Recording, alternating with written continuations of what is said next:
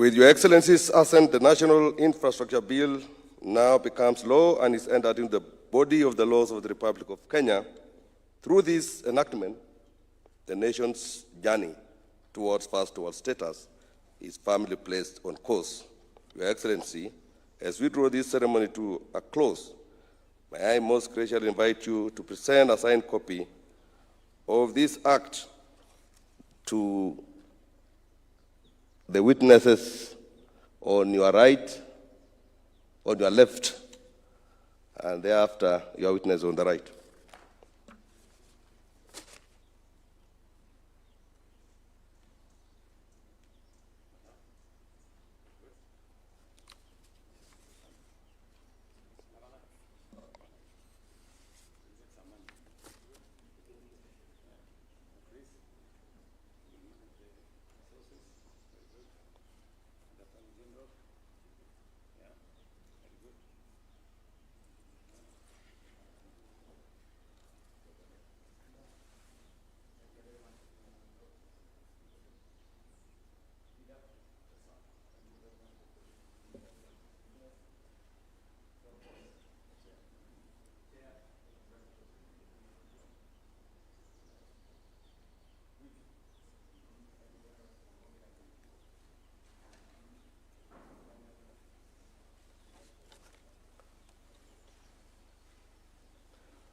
So, Your Excellency, you will unveil and display an open ceremonial copy of the acts, while other state officials shall bear closed copies.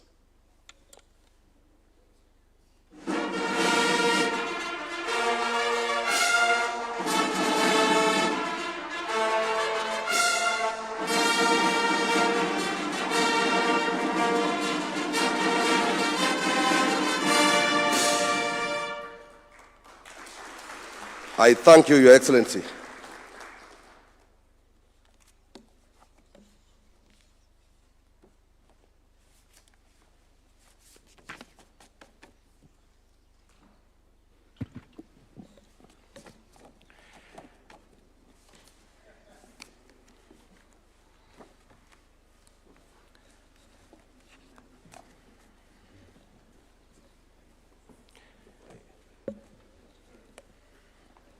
Your Excellency Dr. William Samoei Ruto, President and Commander-in-Chief of the Kenya Defense Forces, the Speaker of the National Assembly, Honorable Moses Wetangula, Mr. Samaila Zabairu, President and CEO of Africa International Finance Corporation, Ms. Mary Porter, Regional Vice President for Africa International Finance Corporation, Mr. Admasu Tedese, Group President and Managing Director, Trade and Development Bank Group, Cabinet and Principal Secretaries present, all members of Parliament present, led by the Majority Leader, Honorable Kimani Ichung'wah, stakeholders and captains of industries, and all guests invited. Your Excellency, to start us off on some brief comments, allow me to invite Honorable John Badi, who is the CS for Treasury, to make some introductory remarks. Why don't we welcome him with a warm clap? Karibu sana, Waziri.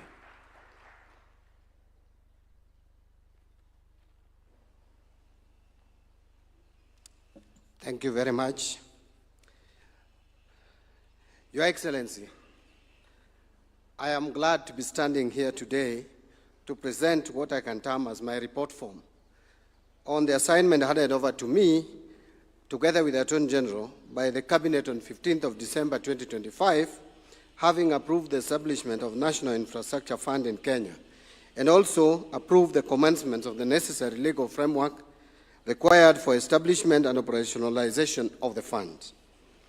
My appreciation, Your Excellency, goes to the leadership of the National Assembly, and more particularly the Committee of Finance and Economic Planning, who efficiently managed this process and delivered the final bill in a record time. Your Excellency, some of the proposals in the National Infrastructure Bill 2025 are informed by lessons learned and best practices from other countries that have experienced significant infrastructure development by transitioning from traditional debt-heavy public spending to blended investment-led financing models. We studied successful models from jurisdictions including India, Singapore, Saudi Arabia, South Africa, Nigeria, Germany, and Canada, among others. Your Excellency, it's also worth noting or saying that signing of the National Infrastructure Act into law is the wider delivery of the Kenya Kwanza Manifesto as approved by Kenyans in the last election, and this was a promise which was in black and white in that manifesto.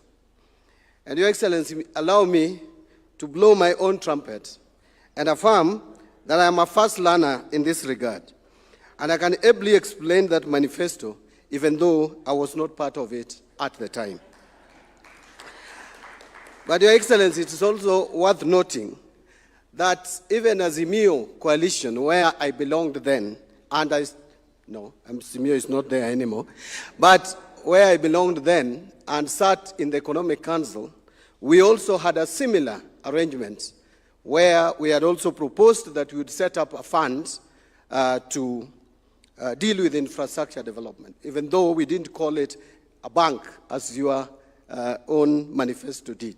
So all Kenyans were in agreement that we were facing constrained fiscal space, yet we still needed a huge and massive investment in infrastructure. And therefore, we had to think outside the box and come up with innovative ways of financing our infrastructure projects. Your Excellency, allow me to speak to the macroeconomic context informing this proposal.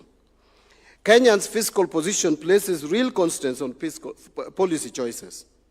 Public debt stands at approximately around 67% to date of GDP, while debt service obligations consume more than half of ordinary revenue. As a matter of fact, our projection for 26-27 is that 48.7% of our ordinary revenue will go into debt service costs. That is almost 50%. And there was a year we had already crossed the 50% mark. So, Your Excellency, it's evident that we don't have more space, especially in debts, and we don't have space also in our increased taxation. Hence, the necessity to come up with these innovative and creative ways of financing commercially viable infrastructure projects. At the same time, Kenya's tax to GDP ratio remains in the mid-teens, reflecting both economic structure and the social and political limits of taxation. Global financial conditions have also tightened, making borrowing more expensive and less predictable. Yet demands on government have not diminished. Infrastructure gaps remain a binding constraint to growth, while social sectors require sustained investments, like education. Your Excellency, it would interest Kenyans to know that we are spending close to 27% of our expenditure, total expenditure, in supporting education in this country. Yet, you still hear complaints that we are not supporting education enough. We are spending so much money in supporting health programs, including primary health care, which is funded 100% by the national government.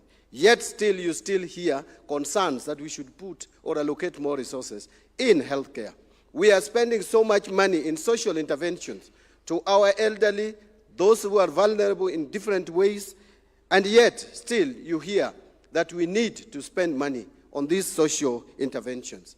And therefore, Your Excellency, there is need to take out of our budget some of the commercially viable infrastructure projects. And this includes, and not limited to, the following. One is the airports and seaports. Two is our national highways, those which are commercially viable, and there are many, and we have identified them. Three, we also have energy sector, which needs more funding. We are currently generating just well over 3,000 megawatts. But we need over 10,000, Your Excellency. And lastly, I will also mention water and irrigation. For us to realize food security in this country, we must invest more in agriculture. We cannot continue to rely on rain-fed agriculture because of the unpredictable climatic conditions. And therefore, we have realized that there is an opportunity for us to put more resources in doing mega dams in this country to make water available for agriculture. We have fertile land, but what we are lacking is a reliable source of water for irrigation. I'll just give one example, Your Excellency. Galana Kulalu, which has been an experiment, and this administration has actualized.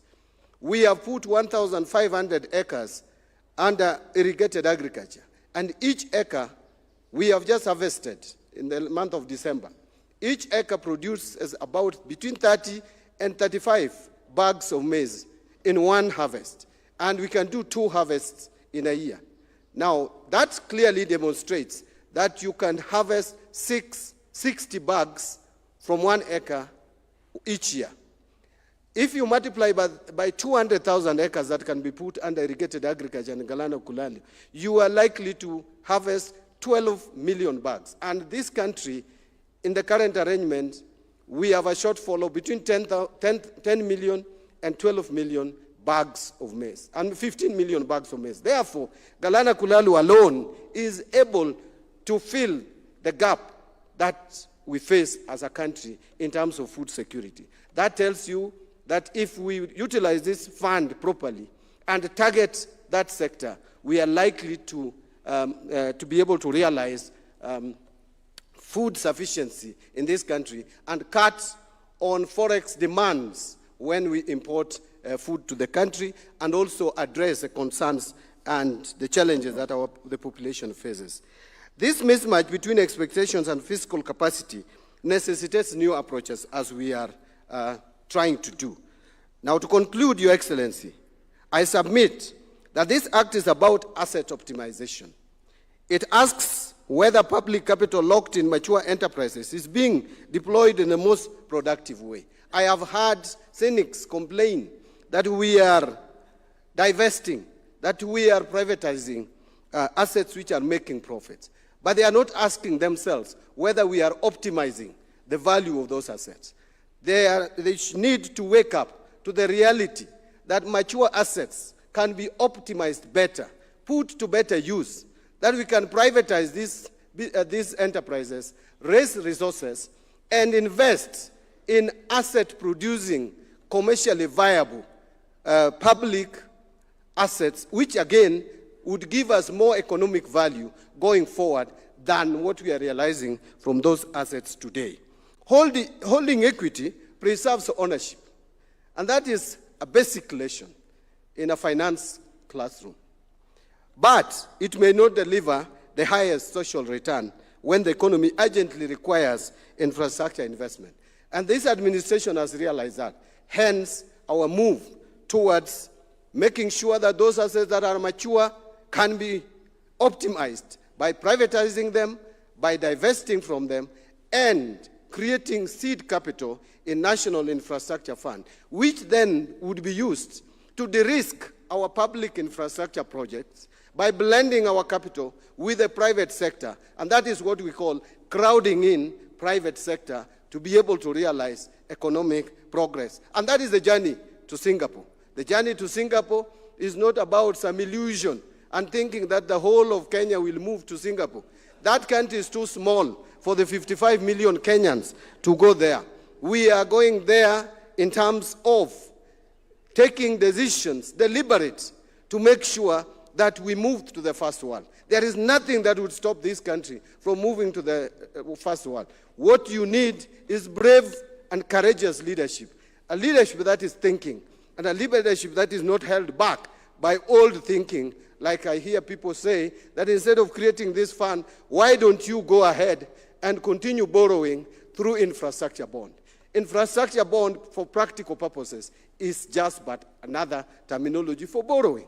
Therefore, Your Excellency, as I conclude, let me also assure the public that we have put in place good governance structure for these funds. We have two levels of management of this fund.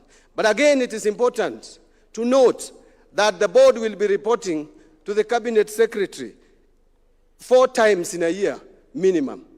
But again, the cabinet secretary will be reporting to the cabinet at least twice in a year.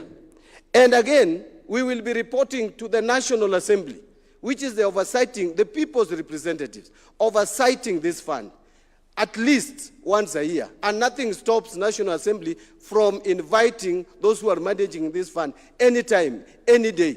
They can even invite us to explain the operations of this fund 365 times in a year, which means every day we can go to the National Assembly and explain the operations of this fund. Allow me to end there, Your Excellency, because I was just supposed to give a summary of what this fund is all about, and stop it there and thank everyone who participated in making sure that today we are celebrating a new child in the Republic of Kenya. The National Infrastructure Fund has just been born. Thank you very much. Thank you, Waziri. Your Excellency, next allow me to now invite Dr. Jose Akili, CEO, CPF, to come and make some brief remarks. And as he's coming, just an amendment, Mr. Samaila Zubairu is President and CEO, Africa Finance Corporation, and Ms. Mary Porter is Regional Vice President for International Finance Corporation. A clap for Bwana Akili as he's coming to make some brief remarks. Welcome, sir. Your Excellency, sir, and your distinguished guests, I represent the pension industry as the chairman of the pension trustees and administrators of Kenya, and I'm also proud to have served as the convener of Committee of Experts appointed by the Cabinet Secretary for National Treasury last year, where we convened ourselves as a private financial and capital partners, and we were able to do the work we were given by the Cabinet Secretary, and indeed handed over to the peers our report. In that document, Your Excellency, we recommended strongly that a fund be created by the government and a mirror image of the same fund be created by the private parties who are here, so that we can be able to plan the finance and be able to achieve national development. I want to say, Your Excellency, I would remind you that the first time when you became president at the NSC, Nairobi Securities Exchange, when you came as our guest, I did say, and loudly so, that we as an industry at that time, we were controlling 1.6 trillion pension industry. And I said that if given a chance that time, we would have financed the SGR. And we would also have financed the expressway. And I know it was baffling for you, but now I stand here to tell you that because of initiatives you introduced, including the strengthening the NSSF, we have now managed to reach 2.81 trillion in assets in the pension industry. But in our Committee of Experts, we managed to aggregate ourselves to include insurance companies, the Islamic finance, SACCOs, and the banks, and the bank fraternity. And we are ready, sir, to continue that engagement, and we'll be asking for more collaboration and opportunities to engage and be able to do these things. We believe in this vision of bottom-up economic agenda, which you espouse, and I want to assure you that under your leadership, this fund, we will make it work. Thank you, Your Excellency. Thank you, Bwana Jose Akili, Dr. Jose Akili. Next, Your Excellency, from the insurance sector, allow me to invite Mr. Tom Gitogo, Group MD and CEO of Britam Holdings PLC. Why don't we give him a warm welcome as he approaches the stage. Welcome, sir.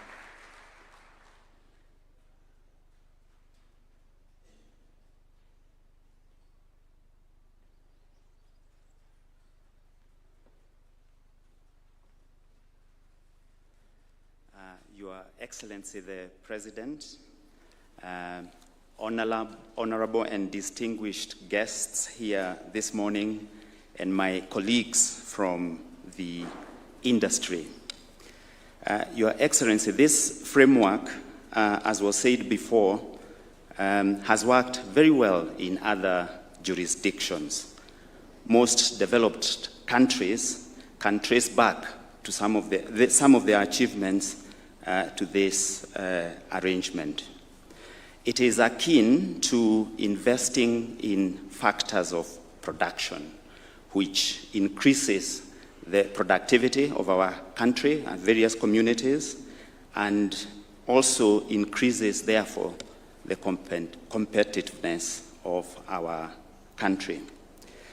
The governance around this fund allows long-term funds such as pension schemes under the RBA, some of the collective investment schemes under CMA, and life insurance companies under the IRA to optimize some of the opportunities that this fund will bring.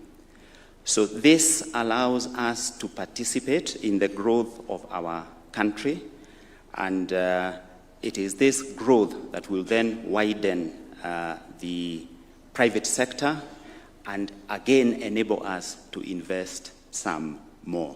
So we will corroborate, and I can't wait, Mr. President, to see my peers and colleagues in the industry take part in this fund.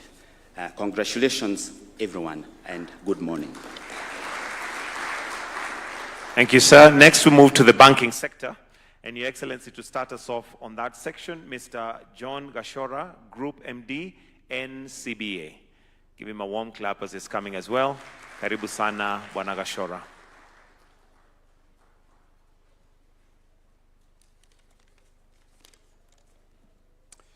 Your Excellency, the President, distinguished guests, let me ride on the protocols already established. Let me start by saying congratulations, Mr. President.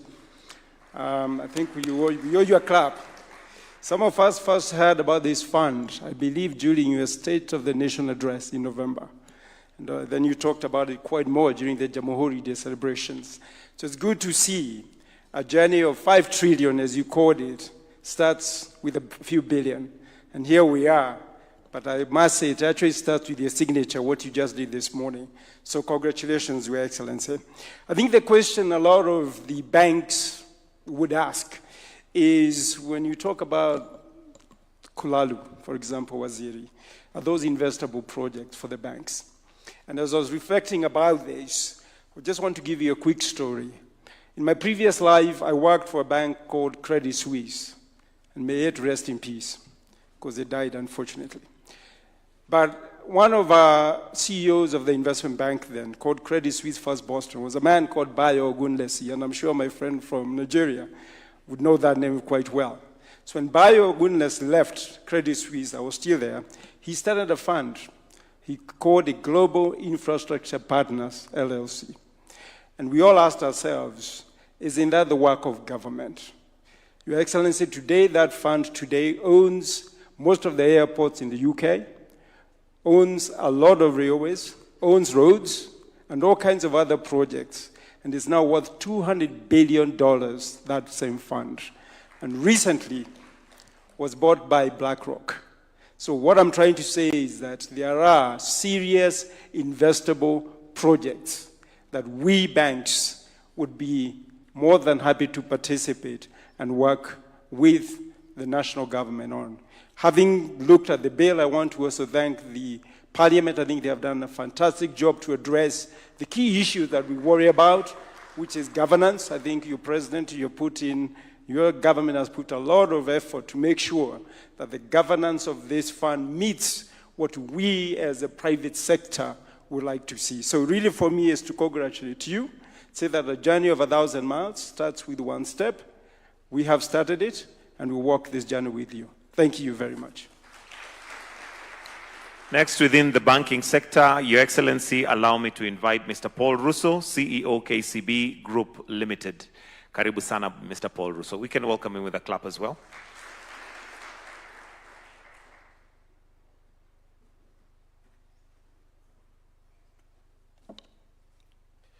Thank you, Your Excellency. I will also stand on the protocols already established. Your Excellency, when I stand here, don't know whether I should represent the Kenya bankers or KCB, because I'm the chairman of Kenya Bankers. So let me represent both, Your Excellency. I think John has touched one of the key items that I wanted to mention, the governance structures, because banks will really look at the governance structure. So thank you again to your government, to Parliament, for making sure that this fund is correctly structured. We thank you. Your Excellency, on KCB, I think I just want to mention a few points, because if I miss this platform for KCB, I would have failed. On G2G, KCB issued LCs of 1.07 trillion, not a single shilling lost. If you bank, if we structure elements correctly, we will fund as banks, and will come through, Your Excellency. I think if you look at Lindsay Finco, the first securitized, working with CPF and all other parties, Your Excellency, listing it at 44.7 billion to fund the stadium, Your Excellency. It's an amazing way to work together. Your Excellency, I also want to mention a number of bridging facilities. Honorable Chirchir is here to try and unlock NPLs. For a long time, banks were stuck with non-performing loans from construction companies. Securitization of the roads levy has unlocked the non-performing loans for banks, Your Excellency. I think I will also want to mention the famous subsidy, Your Excellency. When people, and I want to tease my governor for Central Bank, we say food inflation is down. Banks have been there for making sure that we have fertilizer at the right time under the government subsidy for fertilizer, Your Excellency. So we do make a lot of contribution as banks. Beyond the border, Your Excellency, KCB, led the transaction for Bugesera Airport in Rwanda. So when we struggle how to fund the airport, Your Excellency, invite banks. We will work together with this fund to be able to sort out our infrastructure. Just across Ethiopia, we probably have an exposure of 1.35 billion US dollars on trade. Not a single shilling ever lost. So we power the region, Your Excellency. When I come back to banking, it's very important, Your Excellency, that the private sector is involved. We want to participate. We request your government to continue inviting us to the table. We've seen that, coming through. We as a banking sector are willing to fund commercially viable projects, and we will definitely show up. Finally, Your Excellency, on the infrastructure fund, as we congratulate yourself, we assure you that we will bring our own expertise to the table as banking sector to find ways to work together. And I want to mention a few partners that are on this table. Afri-Exim, Your Excellency, we work together to provide solution. TDB, work together to provide solution as banking sector. IFC, big time, work together. AFC is on the table, Your Excellency. So we've got partners. We are local. We understand the local market. We have capabilities to bring those partners onto the table and take risks together. If local banks take a step forward, other partners will come to the table because we can put our skin in the game. I thank you, Your Excellency. Thank you, Mr. Paul Russo. Next, Your Excellency, we'll hear from Mr. Samaila Zubairu, President and CEO, Africa Finance Corporation. A clap for him, please.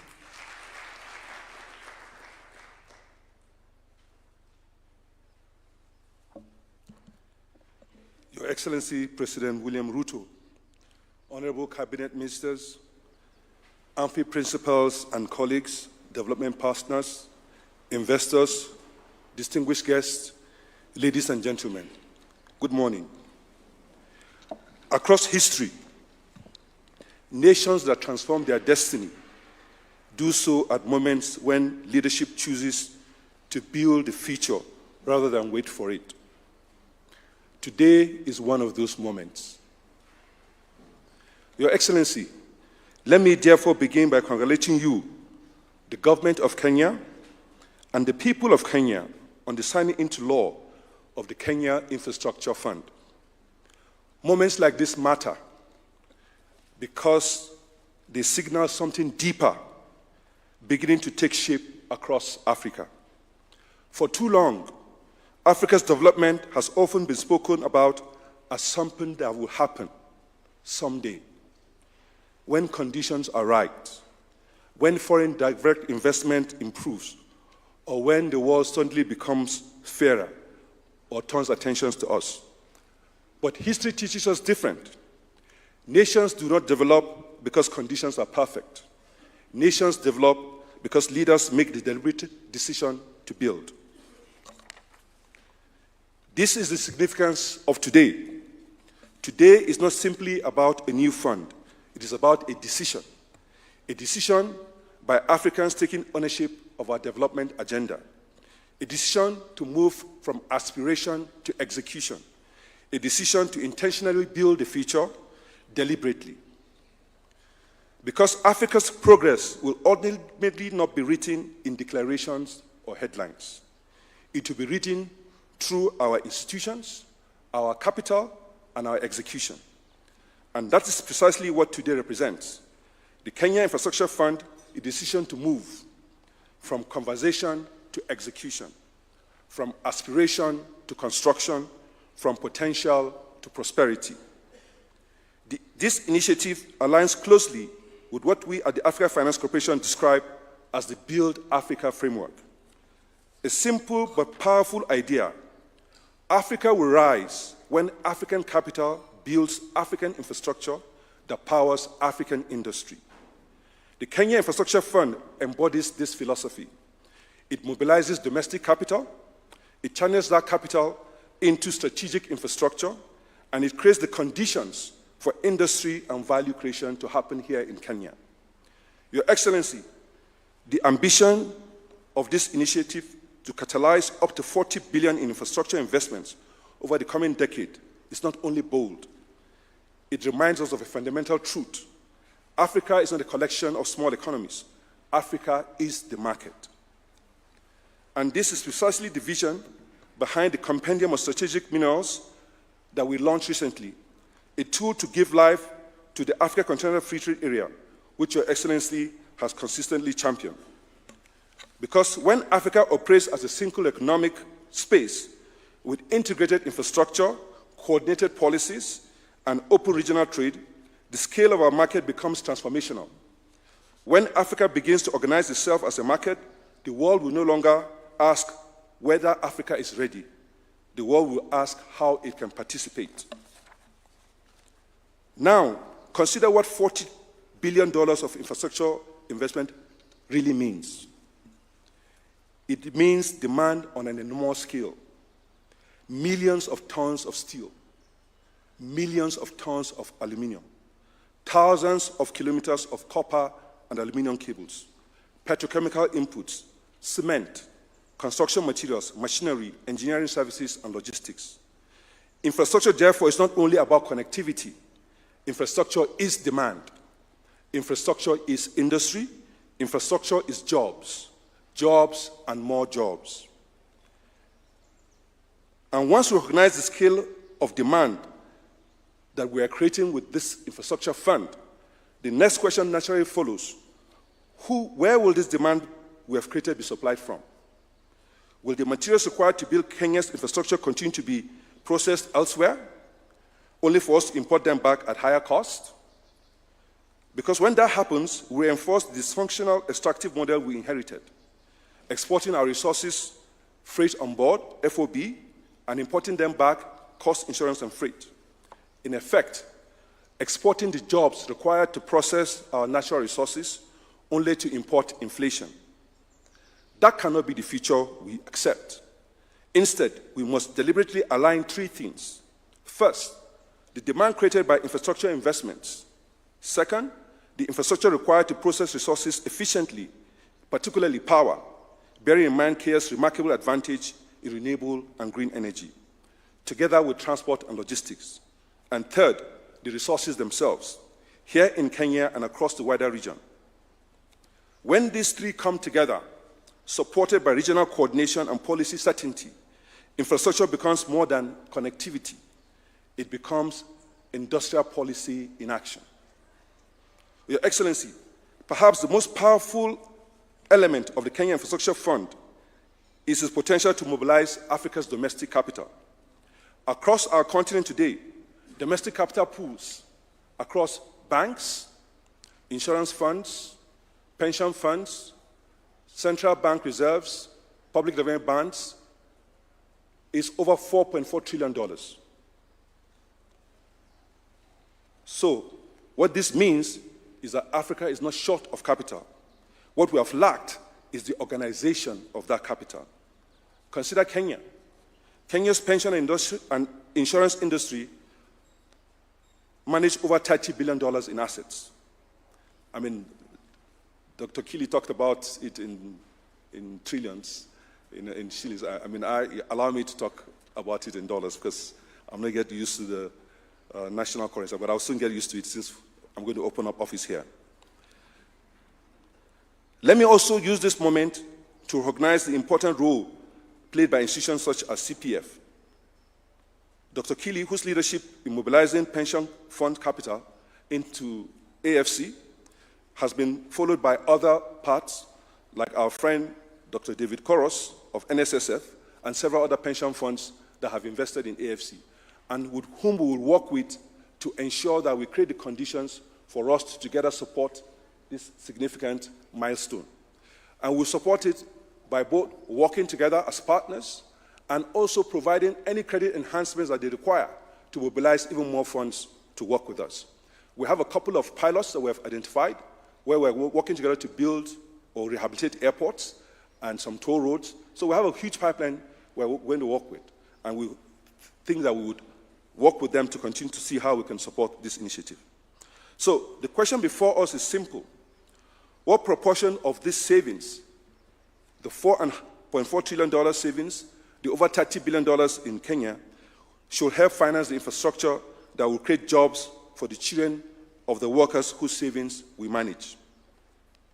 Infrastructure funds like this provide the bridge between long-term savings and long-term national development. Because when domestic capital leads, international capital follows. This is how infrastructure ecosystems were built across Asia. The first world aspiration that we have, these are the structures that they put in place. So we need to replicate them if we're going to get there.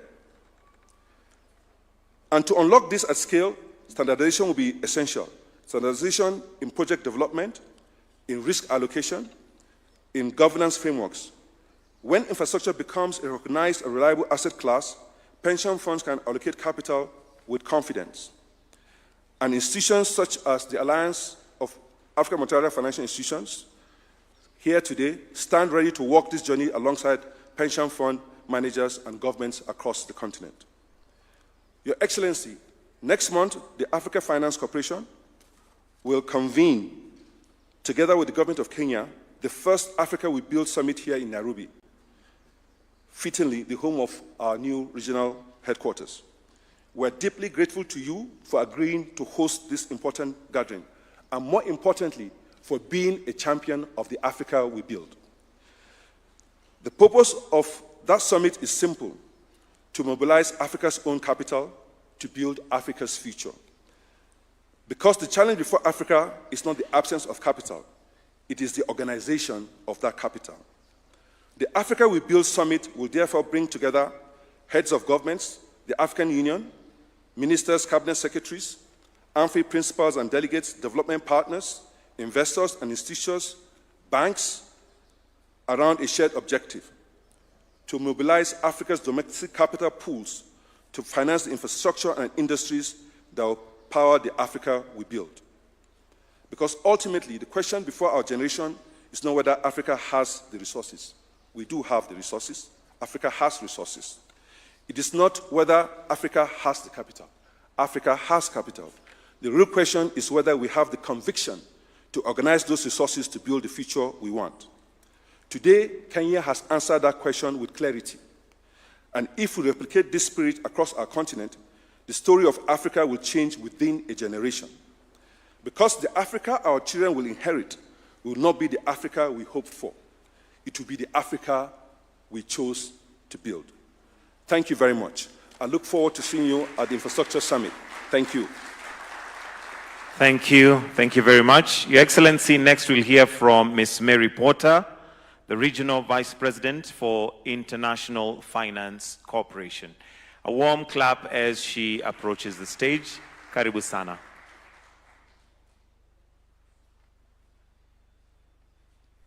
Your Excellency, President Ruto, honorable ministers, colleagues from government, fellow development finance institutions, and our partners in the banking sector, pension funds, sovereign wealth funds, and other institutional investors. On behalf of the World Bank Group and my own institution, the International Finance Corporation, it's a true pleasure to join you in celebrating the enactment of the National Infrastructure Fund Act, a milestone that signals fresh momentum in Kenya's journey to meet its infrastructure needs. Infrastructure is not simply roads or power plants, as you know. It's the platform that allows economies to function, encompassing transport, energy, digital connectivity, as well as the regulatory frameworks that sustain them.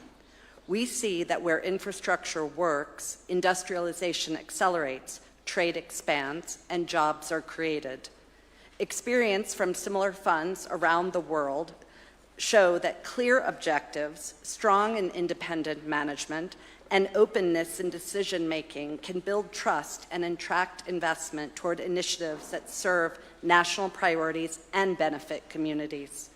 IFC stands ready to walk alongside Kenya in this effort, sharing global expertise, connecting with investors, and supporting project preparation so that the NIF delivers infrastructure that's impactful, sustainable, and inclusive. Your Excellency, we look forward to deepening our engagement as Kenya mobilizes capital to build the infrastructure that will power the nation's growth for generations to come. Thank you, and again, a very big congratulations. At this point, Your Excellency, allow me to invite CS Mbadi, CS for Treasury, to invite His Excellency, the President.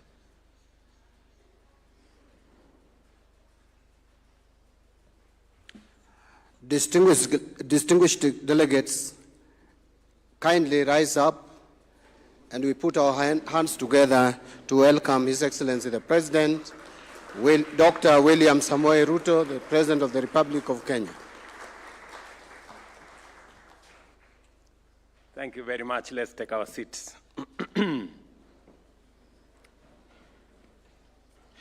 I do not know whether to make my statement because it has already been made by so many of the speakers who have spoken here.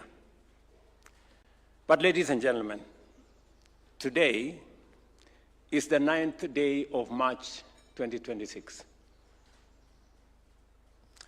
I do not say this because I imagine you do not know what day it is. I say it because I want there to be no doubt about the significance of this moment. Years from now, we will look back on this day as a turning point in the journey of our nation's transformation. Today, I have signed into law the National Infrastructure Fund. For too long, Kenya has been a nation of great ambition without the financial resources to match it. We have known that what we must build, including roads, railways, ports, power, housing, and irrigation, yet too often, the means to achieve them remained beyond our reach. But Kenya has never been a nation defined by limitation. The generations before us fought for independence, democracy, human rights, and the rule of law.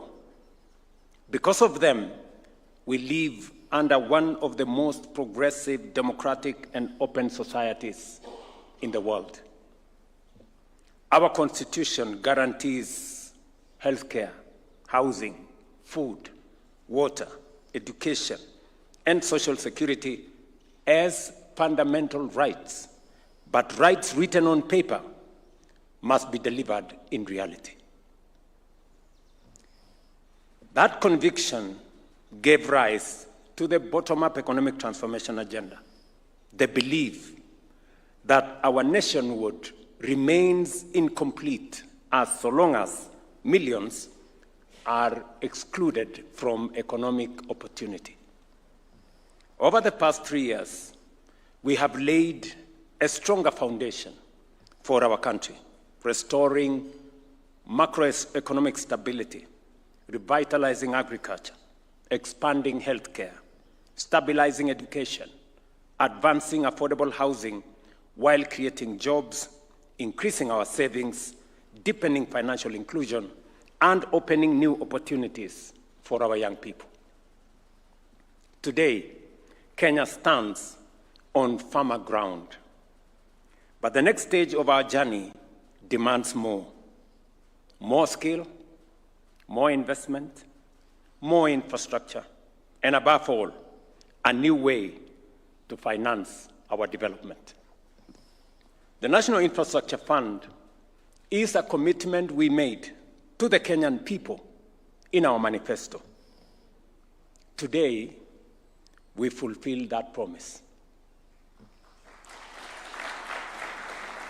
But why did we propose the National Infrastructure Fund in the first place? Because of the scale of the challenge before us, there is need for a new approach. Multilateral development institutions estimate that Africa faces an infrastructure financing gap of up to $80 billion every year. That is, the continent requires about between 130 and 170 billion dollars for infrastructure development every year. Kenya and our infrastructure needs reflects that very reality. Every meeting, in every part of Kenya, the conversation is about this road and the other road. Electricity connection to this village and to that town. Connectivity in different parts of the country. And access to agricultural infrastructure for food security. Every meeting in every part of Kenya speaks to those issues. The World Bank has estimated that our country requires approximately $4 billion each year to meet its infrastructure needs.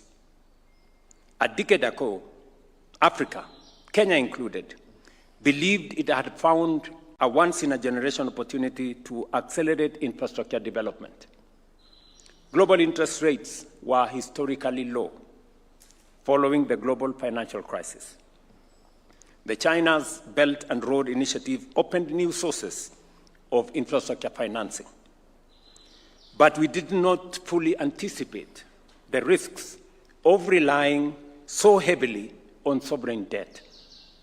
And certainly, none of us could have foreseen the shocks that would soon follow: the COVID-19 pandemic and the global economic and financial turbulence that came in its wake. It was against this backdrop that my team and I began to ask ourselves a necessary question before the last election. We spent a lot of time a year before the last election, and we asked ourselves, how would Kenya continue investing in the infrastructure required for our development, while at the same time stabilizing our economy, responding to all the other challenges that come with it, and navigating the aftershocks of pandemics? We knew that a period of fiscal discipline would be unavoidable, but we also knew that halting development was not an option. I remember this very clearly when I sat with David Ndii, who I'm sure is in our midst here, and Hassan, who is here, discussing how we are going to do things differently. That was 1 year before the last election. And we sat under a tree and we were discussing, they are much more knowledgeable than me in those matters. They schooled me in some of the items. But as Mbadi said, I am also a fast learner. That is where the idea of the National Infrastructure Fund was born. I couldn't put it much more clearly and succinctly than it is stated in our manifesto. And I want to quote for you. This is a manifesto written 4 years ago. An infrastructure fund, I quote, will be established with initial capitalization from privatization proceeds, with a view to progressively reducing financing of commercially viable infrastructure projects from the budget, end of quote. Today, we are doing exactly that.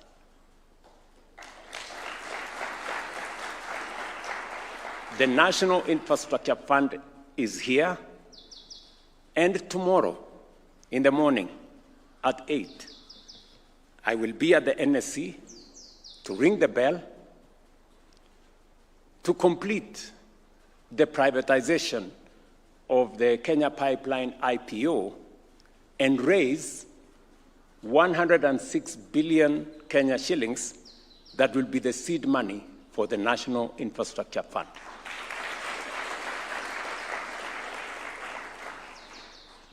It looks too exact to be real, but that is what it is.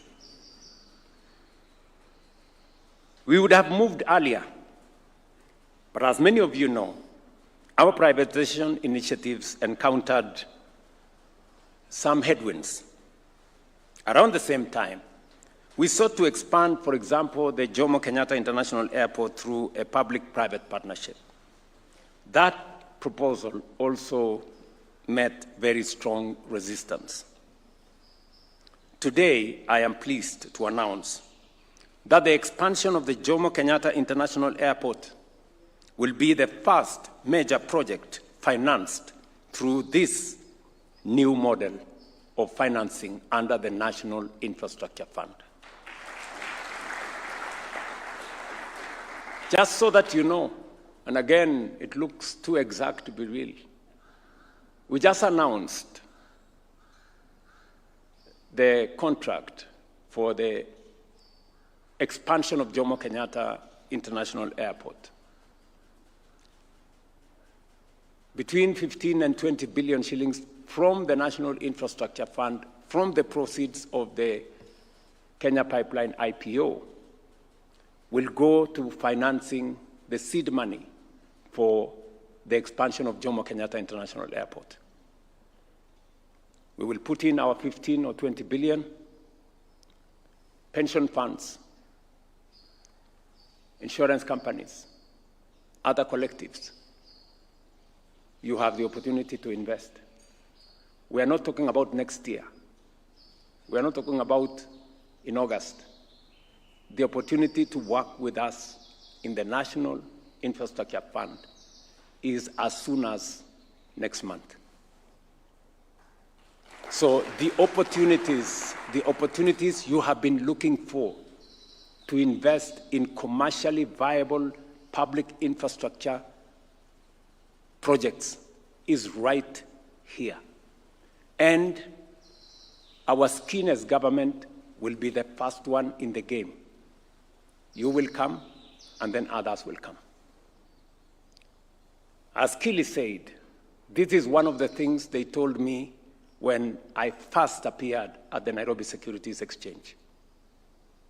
It's taken a bit of time, Mr. Kili, but now we are here. See you in the game. The potential for domestic capital is immense. You've just heard the numbers. We have 2.81 trillion of Kenyan money that is available from our pensions and our other collectives. This is money patient money that can be used for our national development. Pension money is for pensioners, but pensioners have children. We've been told here by my good friend, the CEO of Africa Finance Corporation, we must use pensions to create jobs for the children of those whose pensions we are managing. That's what he told us. You know, that money must work for the pensioners. It must work for their children. And we now have the structure. We now have the plan to make sure that we channel those resources in the right direction. Make sure that it earns a returns for the pensioners, but also supports our national development. Last year alone, Kenyan pension funds assets grew by 700 billion shillings, representing a 25% increase, bringing total pension assets to 2.81 trillion. In 2023, as Kili said, it was 1.6 trillion. Look at the growth. It's growing by 700 billion every year. It will not be possible for you to invest that money in treasury bills or treasury bonds.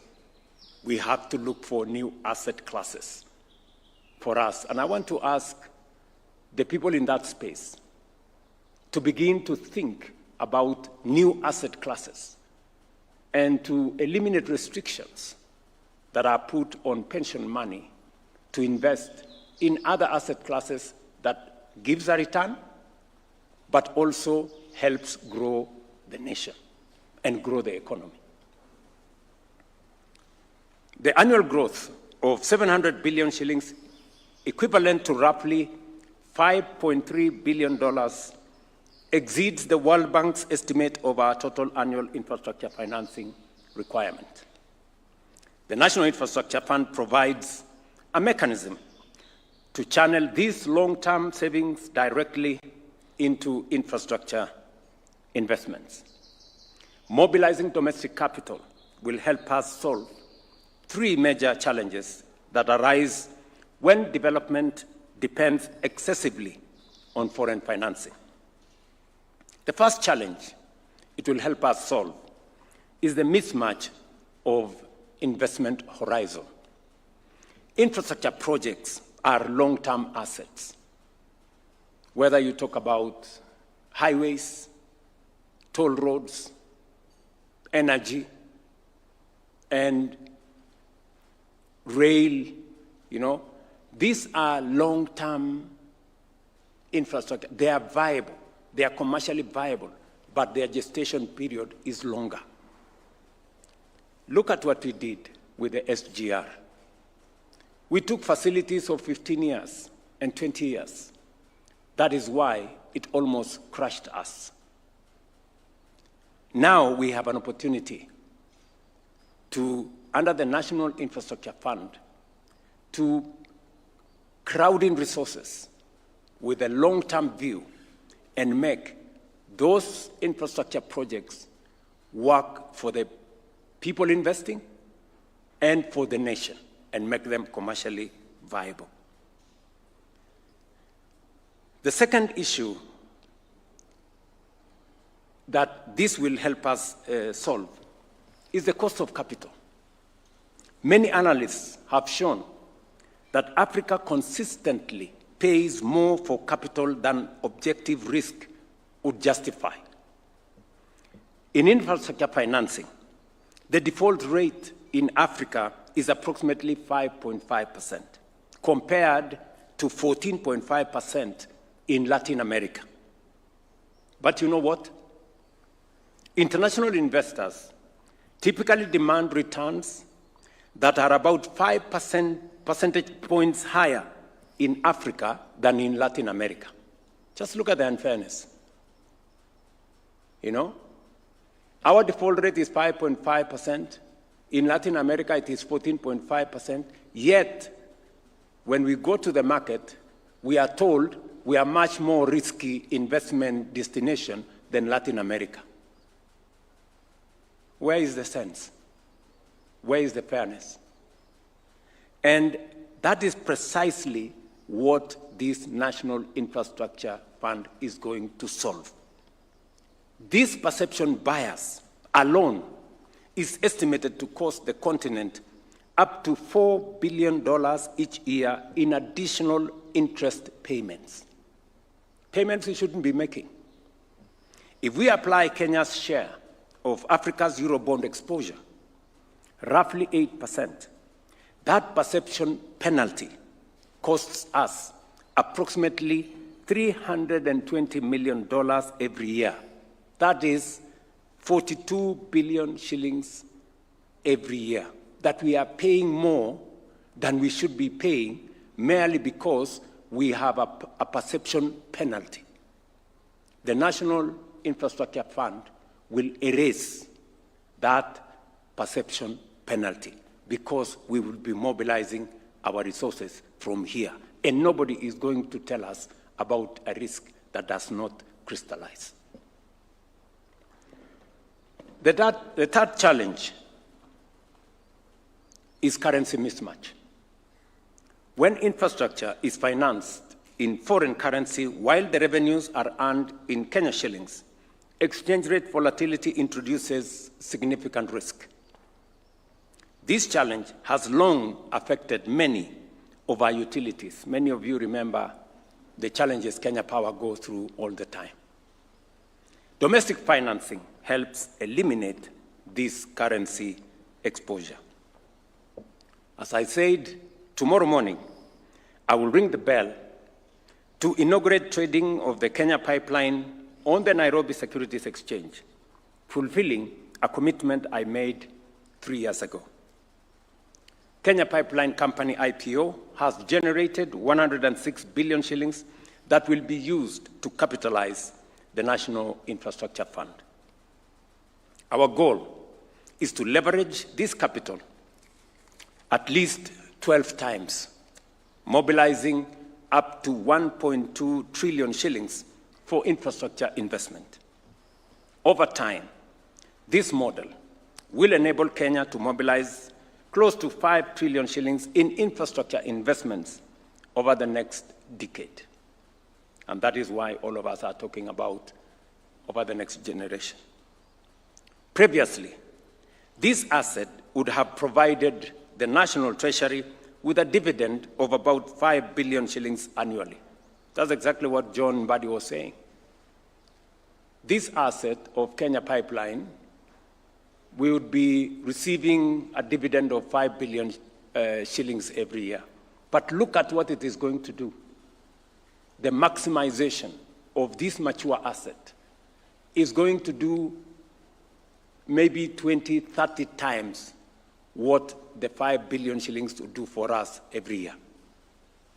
And that is the genius in rearranging and reorganizing our resources in a manner that it works best and we maximize their output and benefit and create much more impact than it currently is creating.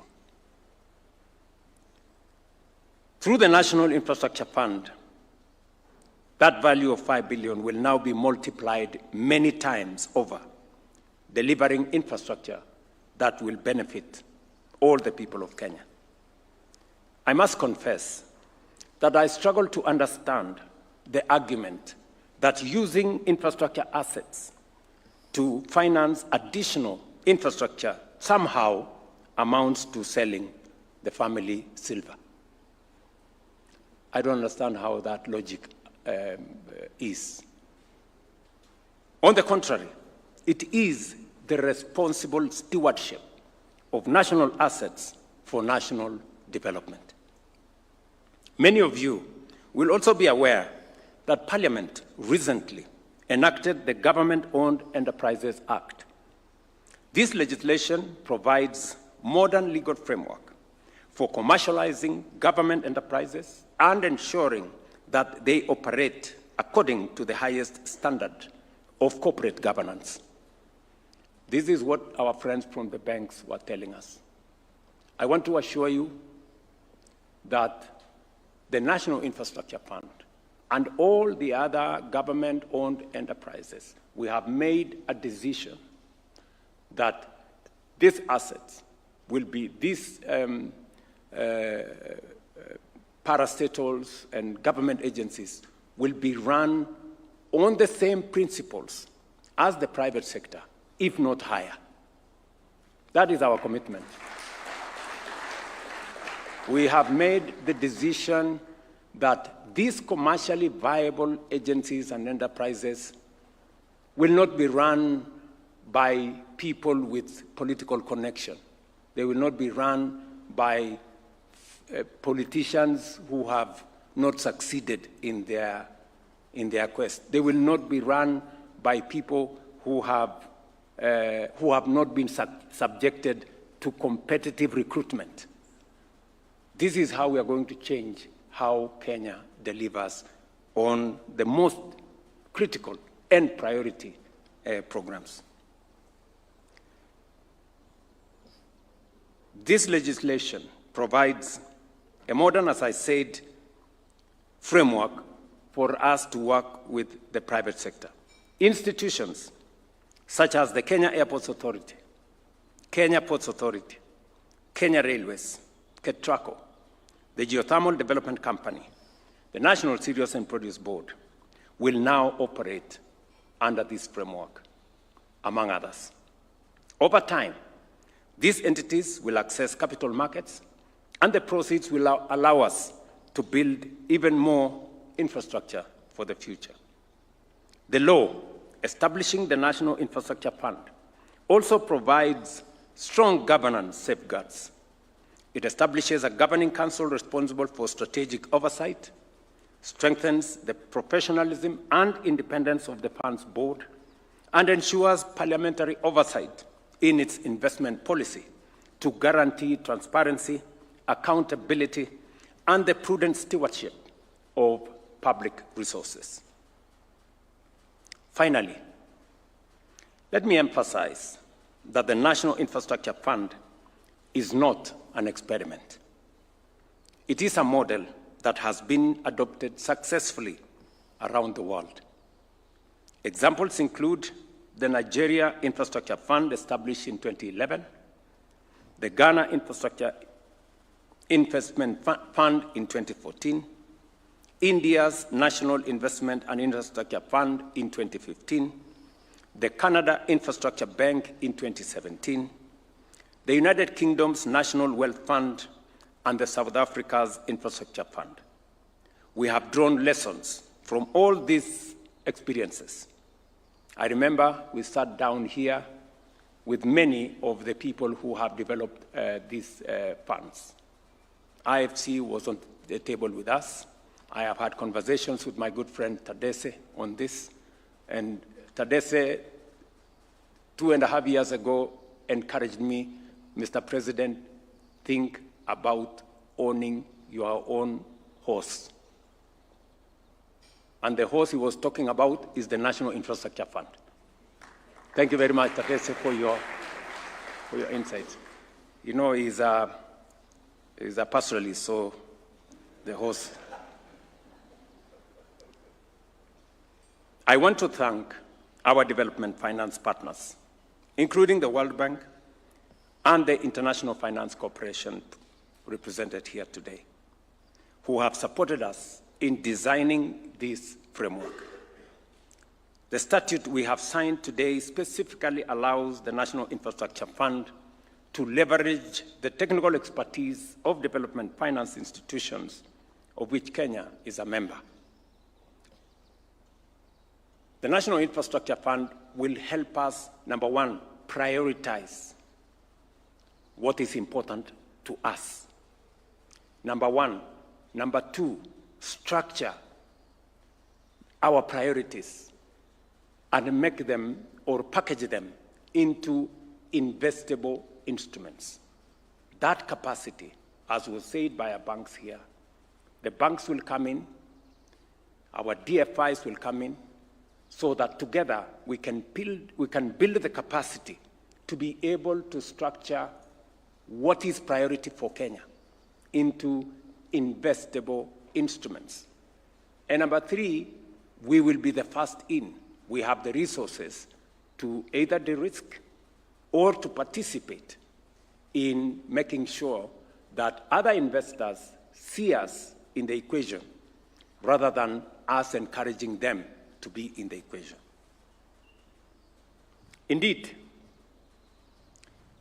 I must acknowledge that without the responsiveness of our regional and global partners, including the Trade and Development Bank, Afri-Exim Bank, the Africa Finance Corporation, the Africa Development Bank, the World Bank, Kenya would have faced far greater difficulty navigating the global financial turbulence of the last 2 years of my administration.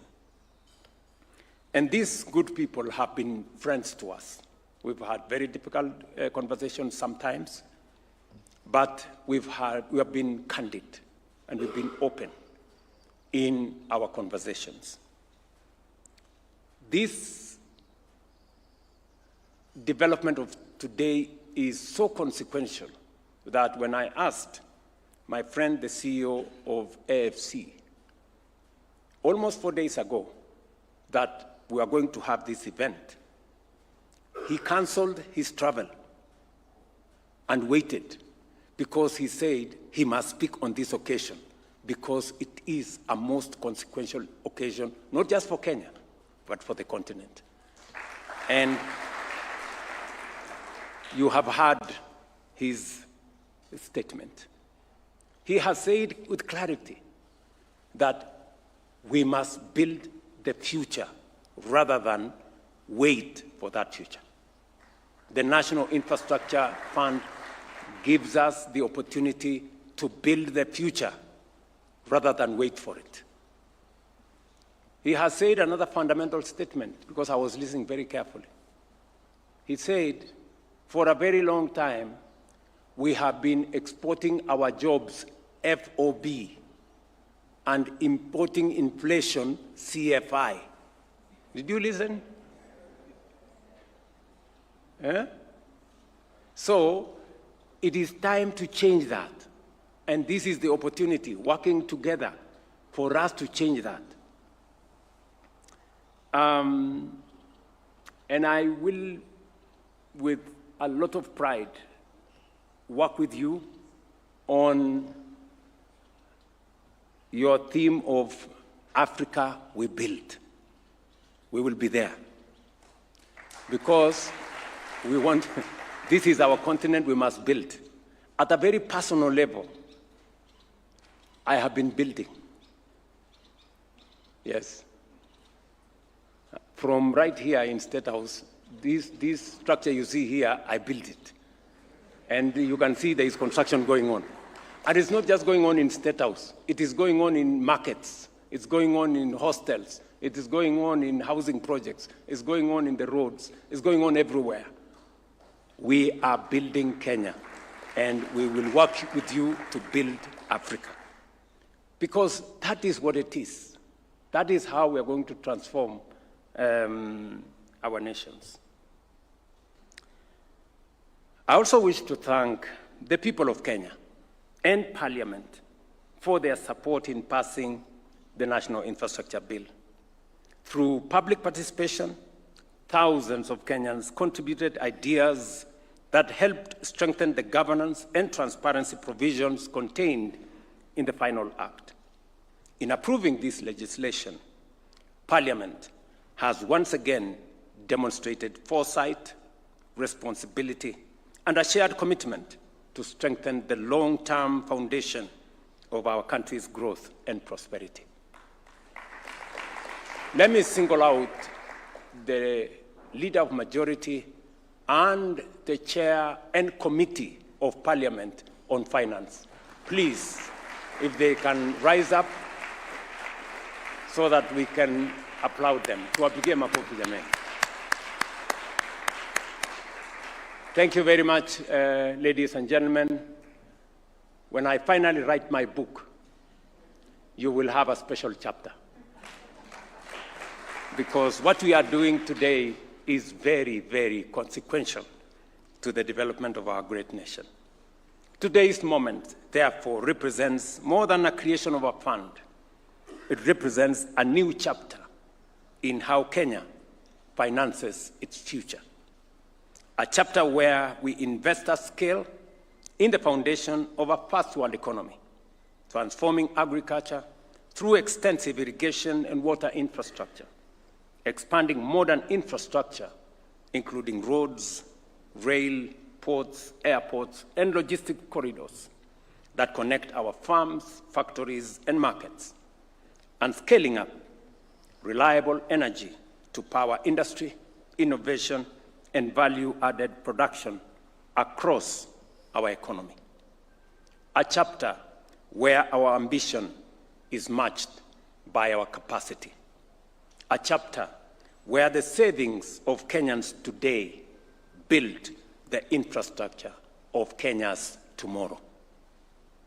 And a chapter where development is not postponed for tomorrow, but financed confidently today. Let me conclude by saying today is a most important day for me. You know, when I see us moving from the discussions we've been having, when I listen to what the private sector is doing, and I want to associate myself with what the banks have said. You know, when we asked our local banks, when we had a crisis of fuel in Kenya, we didn't have oil products in Kenya because we had serious shortages. And we asked banks to step in so that we can create a G2G framework. Some banks were shy, understandably so, but some stepped up. Today, I am very proud of the contribution of Kenya Commercial Bank.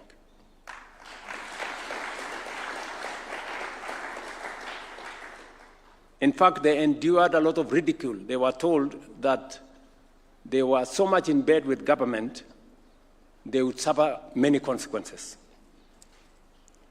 But look at what has happened. The share of KCB at the Nairobi Securities Exchange has moved from, what was it in 17, 18, 20, what? 15 shillings in 2023. Today is close to 80.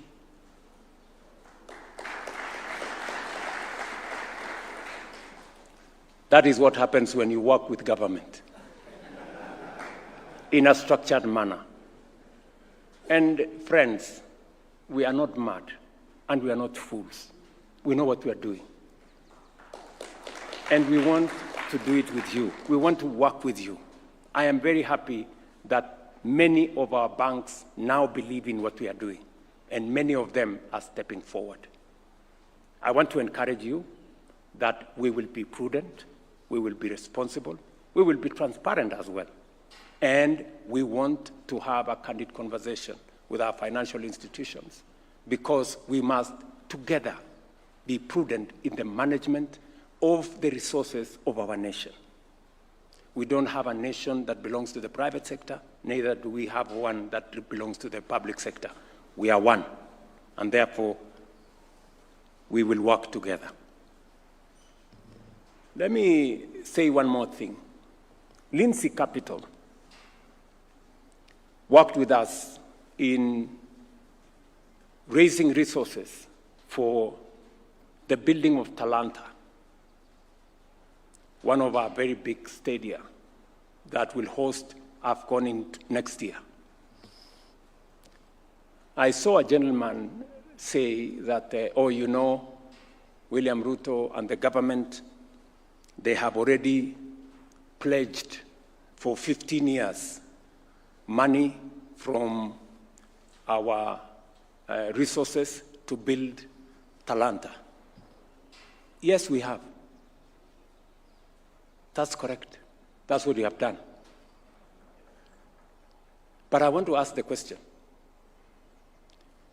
The last 15 years, what has that fund done? Do you have anything that you can see that that fund has done for the last 15 years? Nothing. Cabro here, a gate there, some other money stolen at the corner, others appropriated at another place. We are better off pledging 15 years when we can see a facility like Talanta Center standing, because then there will be no money to be stolen and there will be no money to be appropriated or to be misappropriated, because the money will be locked up in an asset that we can see. That's the whole difference. So if you are complaining that we have pledged money for 15 years to build Talanta, before you make that statement, tell us what that money has done the last 15 years. At least we can show that we have an asset that we can begin to use today. And we can monetize it today. That's how we are going to be innovative. That's how we are going to change our country. And so, ladies and gentlemen, I am carried away. So forgive me if I have spoken more than I should, but I am very happy that we're all sitting here as Kenyans, and we are thinking about how we can synergize, we can bring the private sector, we can bring the public sector to be able to grow our economy, develop our country, because that way we not only create jobs for our children, but we develop our country that will benefit, and when the economy expands, it's good for everybody. It's good for the private sector, it's good for the public sector, it's good for Kenya. I want to pledge and commit to you that whatever it takes, I will continue to lead from the front. Whatever the consequences, I will continue to lead from the front. Because you don't get the opportunity to be president anytime. It's a privilege and a great honor. And while I have it, I will do the best that I can, because it is high privilege to lead a nation. So thank you very much for your time. Thank you very much for coming for this occasion. Sasa kazi inaanza tomorrow morning tukisonga mbele. God bless you. Thank you very much. Thank you, Your Excellency. May I request, Your Excellency, for you to just remain on stage for one photo, just one photo to immortalize this day. The Finance Committee members, if we can make way to the front. Let's take our seats, please, the rest of us, for just a minute. Just one photo that will remind us of this day. The Finance Committee members who are present to have this day, as it is a momentous occasion, one that goes into the annals of history. After the photo, we'll then rise for our closing prayer, which is the national anthem.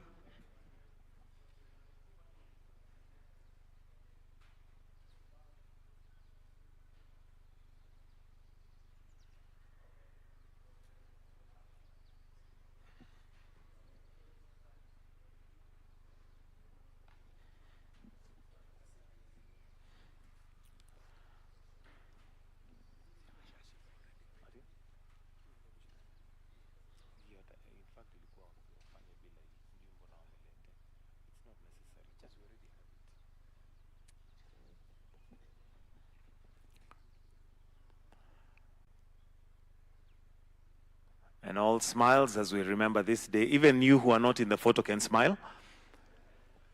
It's a wonderful day. Thank you, Your Excellency. I'll request.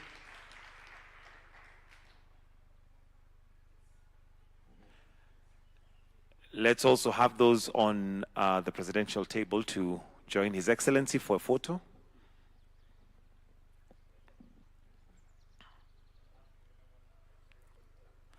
Governor, Central Bank can also join.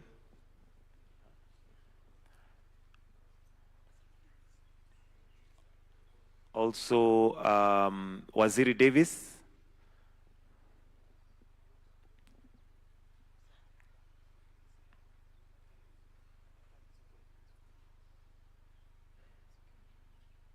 I think we also have two other waziris, kindly, if we can have the waziris who are present.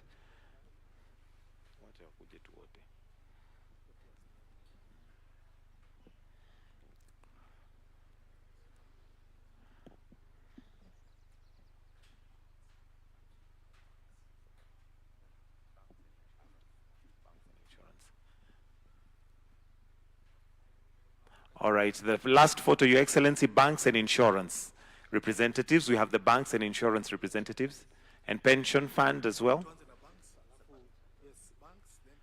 Okay, we are quite a number. So let's start with banks. Let's do the banks alone.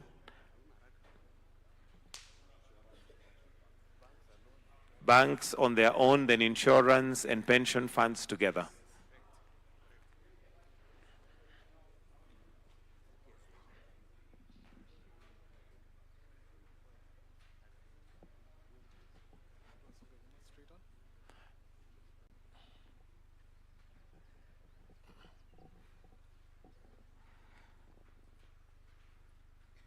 Then our last one, insurance and pension funds, kindly. Pension funds first, pension funds. Pension funds to begin.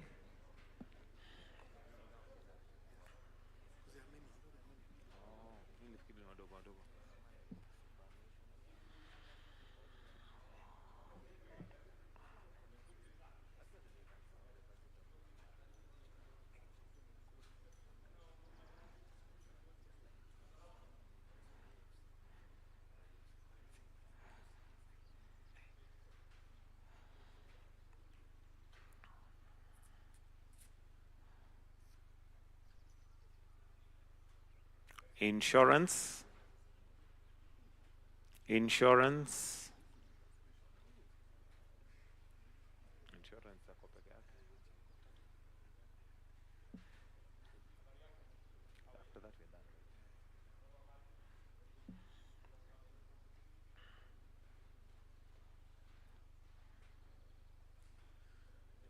Thank you, Your Excellency. We'll request that all exit the stage except His Excellency as we all rise for the national anthem, which is our closing prayer. Let us all rise for the anthem. The anthem.